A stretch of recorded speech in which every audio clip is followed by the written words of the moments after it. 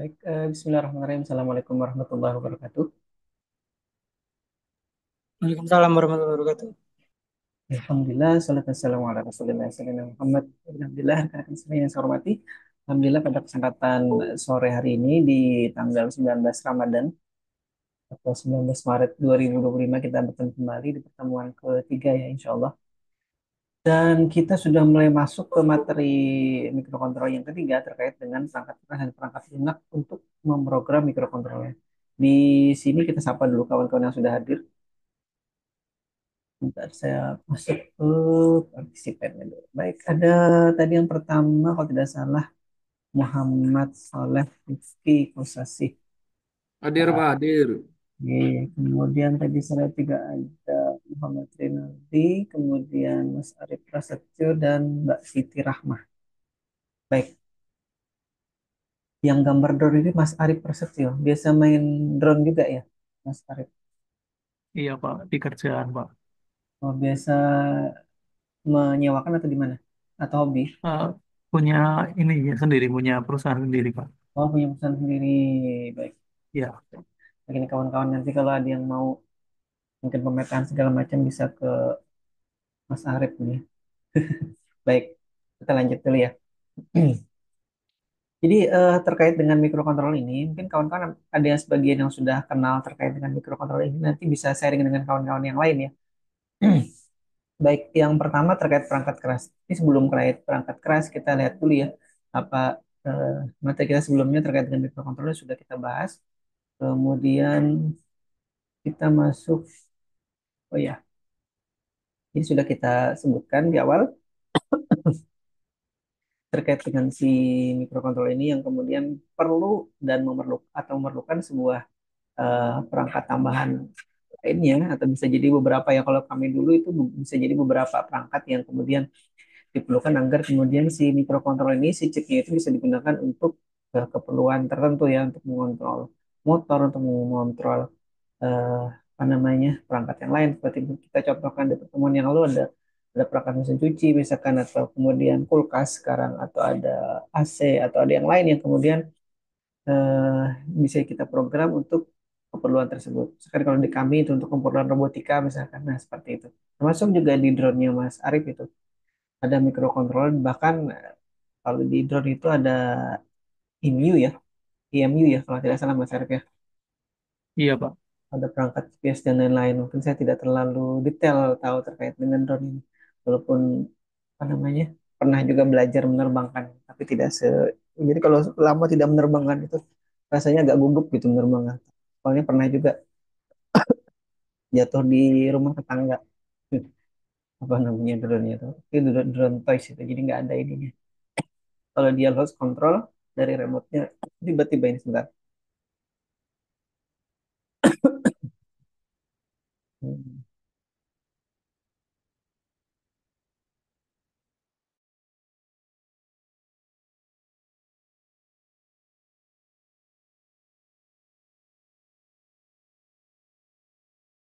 Sebentar ya, saya harus pakai masker karena di samping rumah ini masih ada apa namanya orang yang sedang bekerja.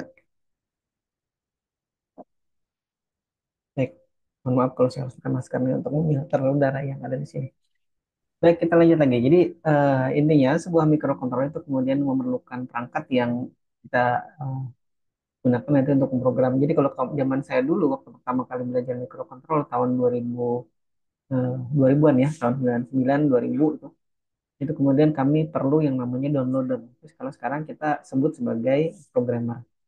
Atau kalau sekarang itu yang paling terkenal dan sampai sampai saat ini ya masih apa namanya mendominasi itu terkait dengan mikrokontroler ini adalah sebuah perusahaan yang open access atau open source itu jadi yang kita namakan nanti Arduino. Baik, kita lihat dulu ya. Nah, eh, banyak sekali. Oh, ini masih warnanya biru. Mohon maaf ya, masih biru nih. Harusnya saya ganti warnanya jadi mungkin setelah dikonversi jadi warna ini lagi dia jadi warna biru lagi. Baik, mudah-mudahan bisa terlihat di layar. Nanti kalau pas saya upload ke LMS, itu akan saya koreksi dari warna ini. Ada berbagai macam merek dari si mikrokontrol ini ya. Kita akan cepat aja. Macam-macam termasuk kemudian kalau yang di SoC di smartphone atau handphone kawan-kawan sekarang itu banyak sekali ada yang mungkin Snapdragon. Saya tidak tahu persis. Kemudian si Snapdragon itu perusahaan eh, di antara sekian banyak perusahaan yang ada di sini, apa kemudian ada yang mengakuisisinya atau seperti apa. Kalau di beberapa apa namanya perangkat lainnya itu kemudian ada juga yang masih menggunakan dan sekarang juga ada ya yang pakai Intel, ada yang pakai Fujitsu, misalnya ada yang kemudian pakai eh, Paralak, ada yang kemudian pakai Atmel. Nah, kita kemudian nanti akan menggunakan salah satu di antara sekian banyak itu dan yang kemudian disediakan oleh kampus perangkat-perangkat terkait dengan mikrokontroler ini itu dari awal di tahun 2004 kalau tidak salah saya berada di Sistemik Banjarbaru itu kami sudah menggunakan yang dari Atmel mereknya ya sampai sekarang.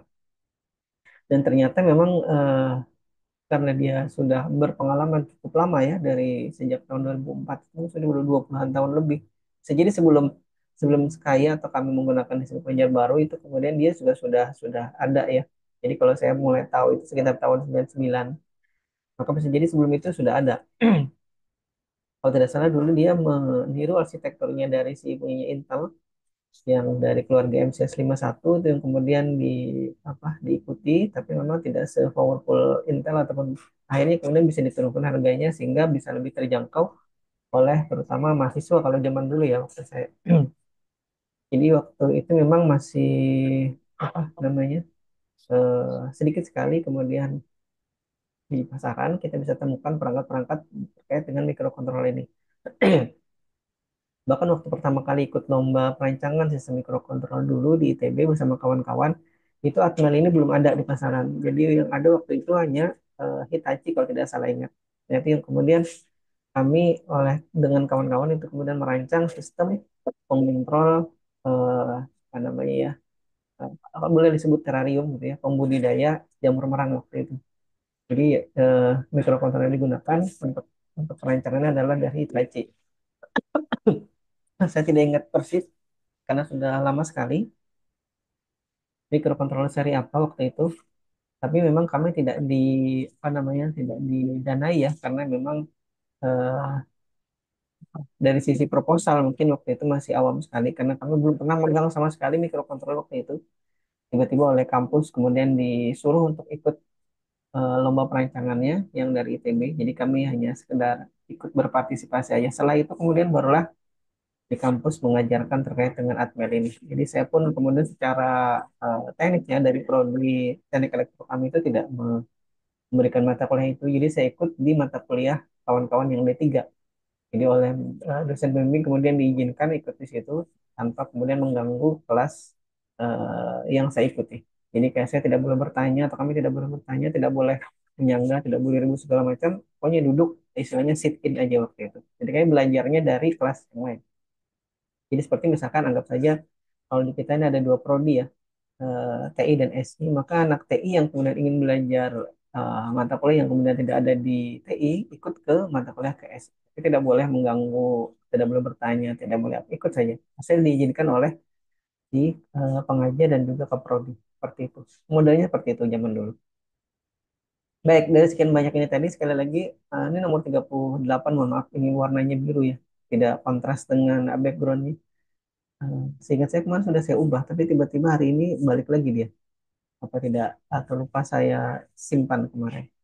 Jadi waktu S1 itu kemudian kami tidak mempelajari, tadi sudah saya sampaikan, tidak belajar mikrokontroller, tapi kami belajar mikroprosesor. Namanya Zilog Z80. Ini di yang nomor 38 itu adalah salah satu kemudian yang juga bisa jadi sampai sekarang memproduksi mikroprosesor dan juga berkembang ke mikrokontroller. Nah, itu. Jadi ini dari sekian banyak ini mungkin lebih banyak lagi merek-merek lain seperti yang sampaikan tadi. Mungkin di sini tidak kelihatan atau saya tidak tahu persis si Snapdragon atau kemudian Helio G99, Helio G100 atau MediaTek dan yang lain-lain, SoC ataupun mikrokontrolernya di smartphone kita itu kemudian ya, dia ada di perusahaan mana di antara sekian banyak ini. Mungkin nanti kalau ada yang tahu bisa eh, apa namanya menyampaikan ya. Baik, kita lanjut lagi. Jadi awal-awal saya katakan tadi si Atmel itu kemudian meniru arsitektur dari si Intel ini. Jadi Intel seri MCS 51 itu yang kemudian 8051 mohon maaf. Itu yang kemudian ditiru oleh si Atmel secara arsitektur. Jadi dia sama persis, cara memprogramnya sama, tapi kemudian dia punya atau memasarkan produk dari microcontroller itu yang lebih terjangkau dibandingkan dengan punya Intel. Karena Intel kan dari zaman dulu sudah terkenal dengan mikroprosesor Intel ya. Jadi saya kenal mikroprosesor Intel itu dari prosesornya yang kalau tidak salah 386 dulu. Sebelumnya ada yang 286. 286 naik ke 386, masuk ke 486. Tapi pada waktu saya SMP itu dibelikan Pentium 1. Nah, jadi kalau yang jual Pak lebih baik pakai Pentium 1 aja, tidak lagi pakai yang prosesor 486D kalau tidak salah dulu ya. Jadi sudah masuk ke Intel Pentium. Nah, baru habis itu kan ada Pentium 1 yang saya punya dulu itu, kemudian Pentium 2, Pentium 3, Pentium 4 dan seterusnya sampai sekarang Core i berapa itu ya? Core i9 kalau tidak salah. Core Ultra nah. Core Ultra 9. Baik itu Intel kan ada juga yang pakai AMD di mikroprosesornya ya, atau prosesor laptop ataupun PC-nya.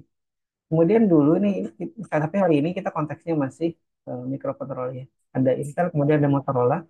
Dan waktu dulu saya katakan tadi, kami disuruh merancang sistem mikrokontroller yang kemudian dari merek Hitachi waktu itu kalau tidak salah. Nah, kemudian ada merek microchip ini yang kemudian punya dua produk di pasaran, namanya PIC dan juga Atmel ini. Nah, ini kemudian sampai sekarang bertahan dan bahkan mendominasi ya, selain merek-merek Intel dan Motorola itu yang ada di pasaran. Tapi Atmel ini paling banyak. Jadi kalau nanti nanti kita lihat dah di websitenya Arduino itu kemudian banyak yang menggunakan prosesor atau bukan prosesor mikrokontroller yang dari merek Atmel ini. Jadi kita akan fokus ke merek ini yang kemudian nanti juga didemokan ya karena mungkin tidak bisa praktikum langsung itu nanti kawan-kawan kemudian melakukan penelitian atau skripsi yang terkait dengan mikrokontroller ini jadi nanti ketemu dengan salah satu dosen bimbing ada di sini Meja Baru jadi saya ataupun kawan-kawan yang lain yang kemudian mendampingi untuk merancang sistem berbasis mikrokontrollernya. Baik, kita tadi sekali lagi fokus ke si Atmel ini ya, karena kita punya perangkat yang disediakan oleh Prodi terkait dengan praktikum ini adalah si tadi dari Atmel ya. Kemudian kalau misalkan kita melihat si mikrokontroller, kemudian dari jenisnya itu segala macam itu, maka biasanya dia dibedakan atau mereka dibedakan dari kapasitas memorinya, kemudian metode penyimpanannya seperti apa, kemudian ada misalkan dari metode penyimpanannya itu ada yang disebut sebagai keluarga MCS51, keluarga AVR, dan keduanya ini kita punya di kampus dari keluarga MCS51 yang sampai yang sekarang kita punya keluarga AVR yang seri 256 kalau tidak salah ingat ya. Baik, kita lanjut lagi terkait dengan masih keluarga MCS51 ini. Jadi dari 2004 itu kemudian 2005, 2004, 2005 ya. Itu kemudian kan tahun akademik itu ganjil 2004, 2005. Nah, itu yang kemudian dari situ kita sudah punya perangkat downloader namanya AT89C51 waktu itu.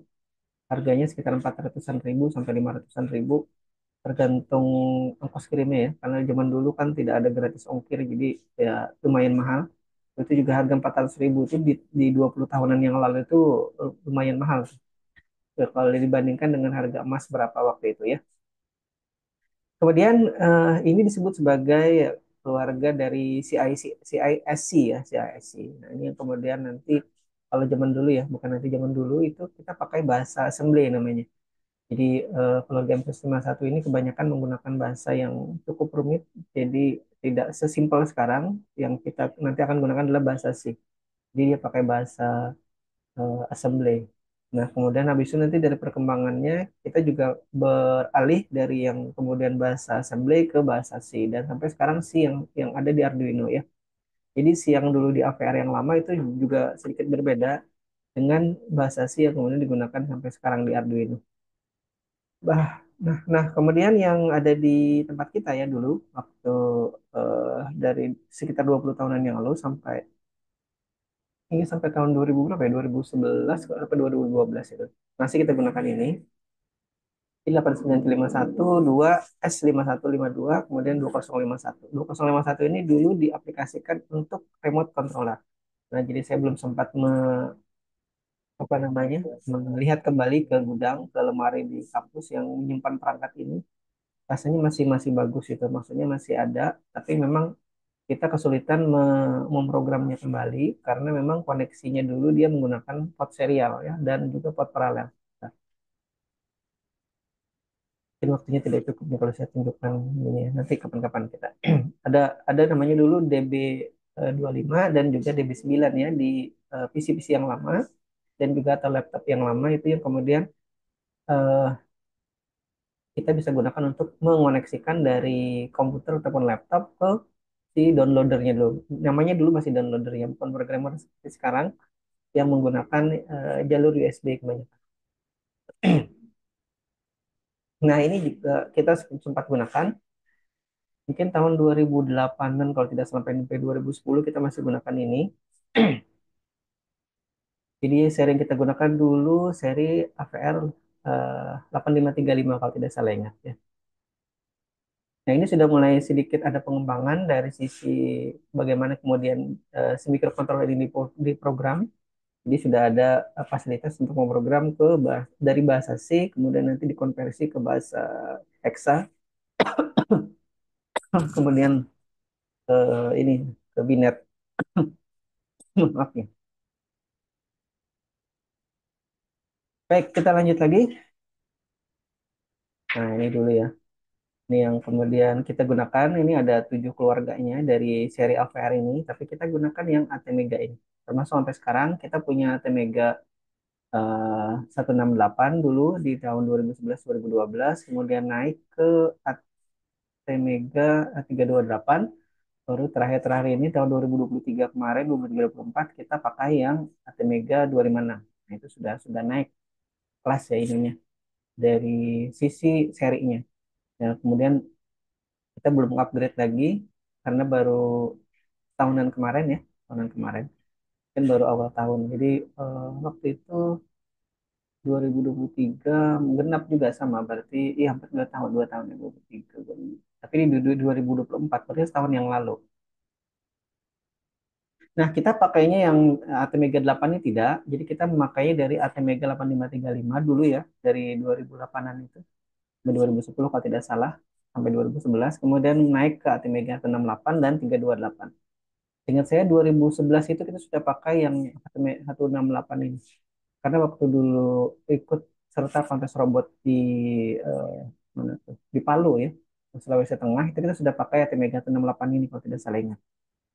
Baru kemudian kita gunakan itu tetap sampai tahun 2013, 2014 sudah pakai 328. Gitu. Sampai sekarang kita pakai yang 328 dan 256. Baik, itu yang kemudian digunakan di SNIP Banjarbaru untuk keperluan praktikum, untuk keperluan tim robotikanya, dan juga kalau yang di skripsi-skripsi atau penelitian-penelitian skripsi kawan-kawan mahasiswa, mereka kebanyakan menggunakan yang seri 328 itu untuk kemudian digunakan sebagai programmer, bukan, sebagai microcontroller dari sistem pengendalinya. Ada yang dipakai untuk kemudian mengendali suhu dan kelembapan terarium, ada yang kemudian untuk keperluan pintu air, ada yang juga untuk keperluan kendali robot, ada yang kemudian untuk macam-macam ya. Jadi kalau kawan-kawan nanti ada waktu ke perpustakaan mungkin lihat atau kemudian bisa akses secara digital e-library-nya. Kalau memang ada akses untuk ke judul-judul skripsi itu biasanya ada kalau diketik mikrokontroller biasanya banyak. Tapi bisa jadi yang mereka sebutkan mikrokontroller secara umum ya, tidak menyebutkan secara detail atau spesifik dari seri mikrokontroller.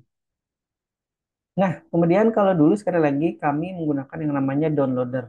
Kemudian baru berkembang ke ISP ya, In System Programming. Itu yang lebih baru dari dulu yang disebut sebagai downloader. Kemudian berkembang ke ISP. ISP ini sudah pakai serial konektornya. Bentar ya. Kalau kayak saya tunjukkan.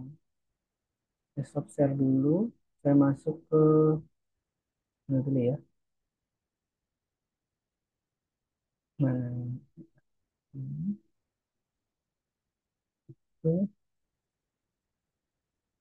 PP25.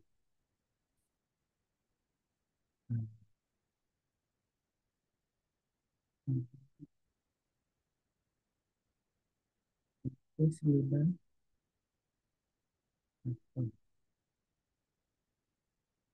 Baik, saya share dulu dari sini. Oke, jadi di layar kalau kalian bisa lihat, ini adalah konektor DB25 zaman dulu ya.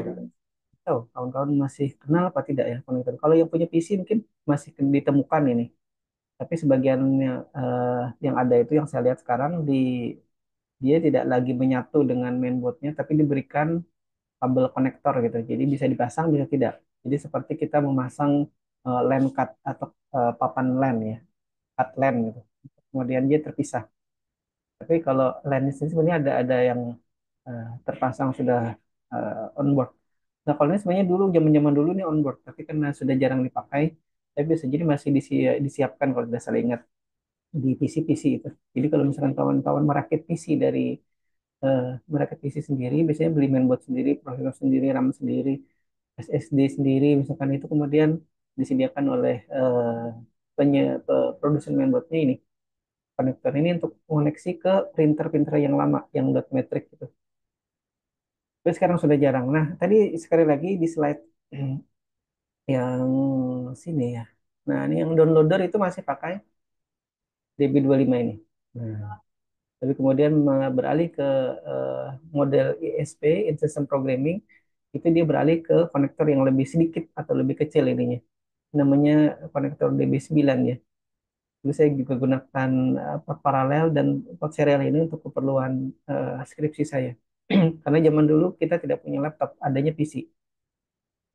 Jadi kita memprogramnya dari PC atau dari eh, komputer kita untuk kemudian dikoneksikan ke mikrokontrolernya pakai parallel port dan ini juga pakai ini, pakai DB9. Jadi saya pakai DB9-nya untuk mengoneksikan antara mikrokontrolernya ke display seperti segmennya. Nah, itu ya. Baik, kemudian kita lanjut lagi di slide sini. Ini downloader dan ISP. Nah, ini bahasa programnya dulu kita masih pakai assembly dan sudah disebutkan tadi. Nah, kemudian perangkat kelasnya sendiri, ya ini saya lupa lagi itu. Itu harusnya HB2000 dan HB2000W ya. Nolnya tertinggal ini saya mengetik.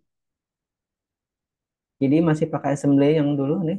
Ntar, kalau hardware-nya sendiri, nah ini yang sempat saya foto. Jadi ini sudah lama sekali barang ini dan susah sekali menggunakannya sekarang karena konektornya itu kita tidak punya lagi.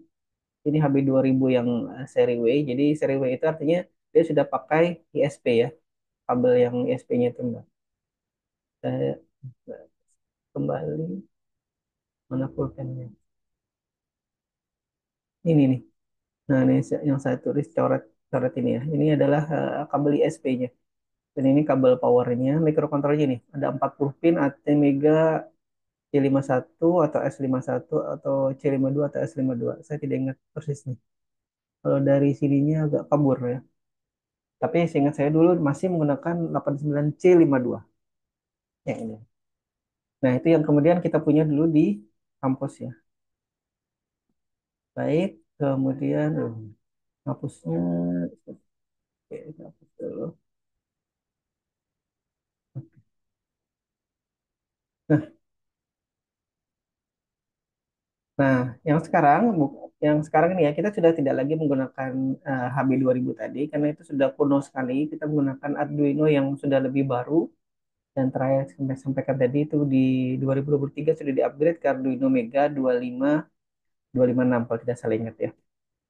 Dan kita sudah pakai perangkat lunak yang berbasis bahasa C yang disebut sebagai Arduino IDE.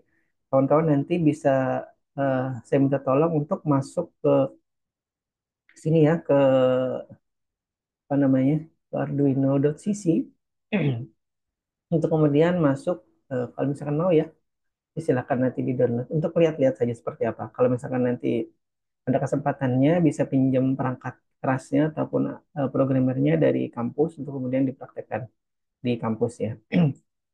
Nah, itu di Arduino.cc, kemudian kawan-kawan bisa masuk ke software untuk kemudian bisa mendownload aplikasi Arduino.IDE-nya.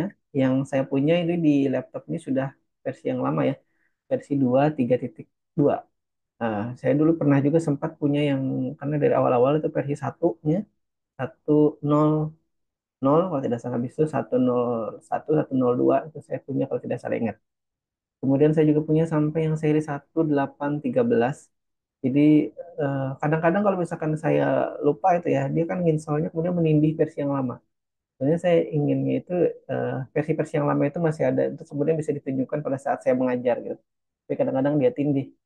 Dan akhirnya versi yang lama itu langsung kemudian terupgrade ke versi yang baru ini. Nah ini saya tidak iakan untuk kemudian dia alhamdulillah menyarankan untuk mengupgrade ke versi yang ini. Jadi kawan-kawan yang kemudian punya sistem operasi Windows 10 dan yang lebih baru ya, Windows 11 misalkan, nah itu kemudian bisa mendownload yang versi sini. Kemudian kalau mau versi installernya juga ada di situ, yang pakai Linux juga bisa, yang pakai Mac OS juga sudah bisa nih. Kalau zaman dulu tidak ada yang versi Mac-nya, jadi adanya versi Windows saja kalau tidak salah ingat. Habis itu kemudian berkembang ke versi Linux. Bahkan ada lagi nanti yang khusus untuk Intel ya. Yang untuk Intel Galileo itu si Arduino ini menyediakan fasilitas khusus. Jadi tidak tidak pakai Arduino yang biasa ini. Kalau yang sekarang dia sudah bisa. Kalau zaman sebelumnya ya waktu Intel Galileo itu keluar boardnya, jadi dia microcontroller yang pakai prosesor Intel Quark. Nah itu yang saya juga punya itu di tahun 2014 2015 kalau tidak salah ingat ya. Itu kemudian dia punya aplikasi Arduino sendiri. Jadi tidak bisa Arduino yang umum ini dipakai. Jadi harus download sendiri dari Intel Galileo-nya. Dia sudah eh, apa namanya bekerjasama dengan Arduino-nya untuk kemudian buat software versi Intel Galileo-nya. Namanya Intel Galileo. Nah, kalau kita ketik di sini Intel Galileo Gen 2. Nah, ini yang saya punya yang Gen 2.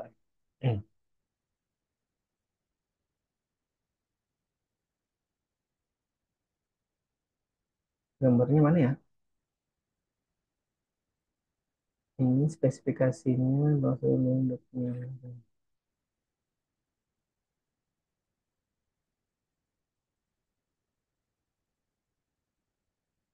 Nah, ini dulu. Yang saya punya.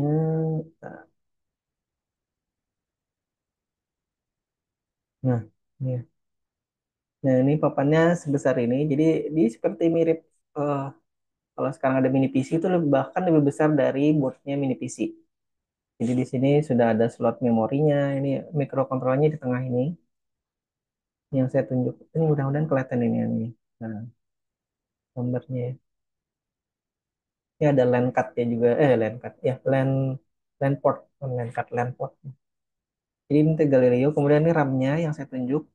Ini, ntar saya tunjuk pakai ini. Kalau Nah, nih ya. Ini RAM-nya. RAM-nya 512, jadi 256 GB di sini. Ada dua. ICSP-nya masih sama seperti mikrokontroller pada umumnya. Kemudian ini port-portnya juga dia punya beberapa digital port di sini. Dia sebenarnya ikut ke Intel, bukan Intel, Arduino Arduino Uno. Nah, jadi ini dulu bisa jalan dengan dua sistem operasi. Waktu itu saya install ada Linux bawaan Intel Galileo ya, kemudian bisa diinstal. Kemudian dia bisa jalan atau dioperasikan menggunakan Arduino IDE, tapi khusus yang versi Intel Galileo. Nah, kalau yang versi sekarang, yang versi 232 yang saya pakai itu sudah bisa connect langsung ke sini tanpa harus pakai Intel Galileo yang khusus untuk si Arduino yang khusus untuk Intel Galileo ini. Jadi sudah lebih general yang sekarang itu, sudah lengkap semuanya. Tapi pada saat kita install juga akhirnya space yang dipakai di ininya juga banyak, dipakai di apa namanya di SSD kita atau di hard disk kita di laptop kita itu. Nah ini eh, dulu waktu saya install ini si sistem operasi Linux-nya jalan dari micro SD sini. Ada micro SD slotnya. Ini untuk powernya 12 5 volt kebetulan. Ya 5 volt. ada di 12 atau 5 volt. Di sini untuk kemudian bisa connect ke LAN. Jadi kekurangannya ini dulu untuk connect ke eksternal ini ya, eksternal device itu harus pakai LAN-nya ini. Yang kemudian cuma kalah dengan pesaing-pesaingnya. Akhirnya dia stop di eh, seri kedua ini atau generasi kedua. Dia punya generasi satu dan generasi kedua. Saya punya Gen 2-nya, eh, tapi bis itu kemudian dia tidak dikembangkan lagi sampai sekarang. Tetap sampai situ. Baik tadi terkait dengan softwarenya nanti kawan-kawan bisa download dari sini arduino.cc, kemudian menunya software dan di sini bisa di-download Arduino versi terbaru dan untuk seri 2 ke atas ini sudah apa namanya banyak perangkat Arduino yang dijual di pasaran itu sudah langsung bisa kedetek, ya. Tidak perlu kemudian kita install manual. Kalau zaman-zaman sebelumnya itu kalau ada perangkat baru terkait dengan Arduino ini, kemudian kita harus diinstal ataupun koneksikan secara manual. Baik, karena waktu kita terbatas, ini sudah jam 3.32, jadi saya harus akhiri dan kemudian karena memang harus kawan-kawan punya jadwal mata kuliah yang lain, jadi bisa di-download materi ini dari LMS, insya Allah ya. Ada pertanyaan dulu sampai sini? Kalau tidak, saya cukupkan dulu. Kita belum tahu apakah kemudian minggu depan itu masih ada kuliah nunggu pengumuman dari ini ya, dari Prodi ya. Kalau dari kampus lain, kalau tidak salah ingat, itu tanggal 28 adalah libur bersama Hari Raya Nyepi, katanya. Bener ya? Sudah ada edaran libur, Pak. Nah, ya kan? Oke, sudah ada libur. Berarti saya aja yang kelewat membacanya. Baik, Iya, berarti Pak. kita insya Allah akan bertemu, mudah-mudahan panjang umur dan sehat walafiat di habis Lebaran insya Allah ya. Dan karena ini menjelang Lebaran, saya mohon maaf lahir dan batin juga ke kawan-kawan sekalian. Mungkin banyak kekurangan yang apa namanya ada di proses pengajaran online seperti ini, terutama untuk kemudian menunjukkan ke kawan-kawan bagaimana nanti si hardware itu bentuknya seperti apa, ukurannya seberapa dan lain-lain. Baik, itu dulu ya yang saya sampaikan kesempatan hari ini. Mohon maaf sekali lagi, saya harus menggunakan masker karena harus memfilter udara yang ada di sekitar saya ini. Ada tukang yang lagi bekerja di samping rumah. Baik, terima kasih untuk yang sudah hadir dan sudah bergabung. Mudah-mudahan sebentar lagi saya akan buka presensinya ya. Terima kasih. Saya akhiri wabillahi taufiq wal hidayah. Assalamualaikum warahmatullahi wabarakatuh. Waalaikumsalam. Waalaikumsalam warahmatullahi wabarakatuh. Terima Makasih banyak, kasih, Pak. Pak. Oke, sama-sama. Terima kasih banyak, Pak.